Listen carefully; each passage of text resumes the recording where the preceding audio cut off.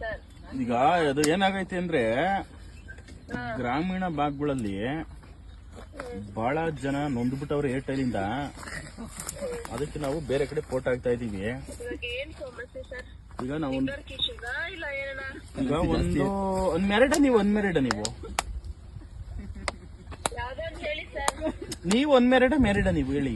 ಯಾಕೆ ಸರ್ ಅದೆಲ್ಲ ಕ್ವಶನ್ ಕೇಳ್ಬಾರ್ದು. ಈಗ ಬಂದ್ ತಾಲಿ ಕಟ್ಬಿಡ್ತೀನಿ ನಿಮ್ಗೆ ಮೇಡಮ್ ಅವರೇ. ನಾನು ಇನ್ನೂ ಮದುವೆ ಆಗಿಲ್ಲ. ಬೇರೆ ಇದ್ರೆ ನೀನ್ ಗಂಟಾಗಿದ್ರೆ ಬಾರ ನೋಡೋಣ. ಈ ಡೈಲಾಗ್ ಎಲ್ಲ ಹೊಡಿಬೇಡಿ ನಿಮ್ಗೆ. ಏನ್ ಮಾತಾಡ್ಬೇಕು ಅದನ್ನ ಮಾತಾಡಿ, ಬೇರೆದೆಲ್ಲ ಮಾತಾಡಕ್ಕಲ್ಲ. ನಿನಗೆಲ್ಲ ಮದುವೆ ಆಗ್ಬಿಡದೆ ನಿನಗೆ. ಮಕ್ಕಳೆಷ್ಟ ಹೇಳು. ಯಾಕೆ ಬೇಕು ಅದು? ಈಗ ನೀನೇ ಕಾಲ್ ಮಾಡಿದ್ರೆ ನಾನು ಕಾಲ್ ಮಾಡಿದ್ದೆ ನಿನ್ಗೆ. ಅಮ್ಮ ಹತ್ರ ನಿಮ್ ತಂಗಿಯವ್ರು ಇದ್ರೆ ಹೋಗಿ ಕೇಳಿ, ಹೇಳ್ತಾರೆ ಆನ್ಸರ್. ನೀನೇ ಕಾಲ್ ಮಾಡಿದ್ ನಾನೇ ಕಾಲ್ ಮಾಡಿದ್ದು ನಿನ್ಗೆ. Who is this RBI guidelines? Why not? ಏನು ಇದು? Who is the responsible? The people's ಮಾನವ ಹಕ್ಕುಗಳ ಆಯೋಗ. ನಿನ್ಗೆ ಏನೇ ಗೊತ್ತಾಯ್ತು? ನಿನ್ಗೆ ಮಾನ ಮರ್ಯಾದೆ ಐತೆ ನಿನ್ಗೆ? ನೀನೊಬ್ಳ ಹೆಣ್ಮಾಗಿ ಈ ತರ ಮಾತಾಡ್ತೀನಿ ನೀನು?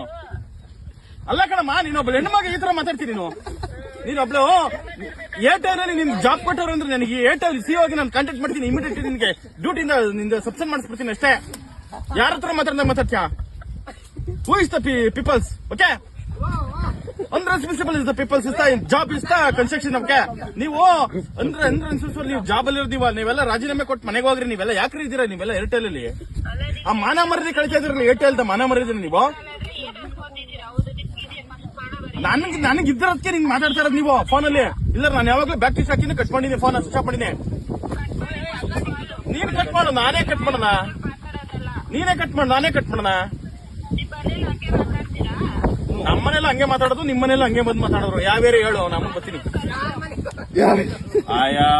ನಮ್ಗೆ ಪಿಪ್ ರೇಸ್ ಮಾಡ್ಬಿಡಿ.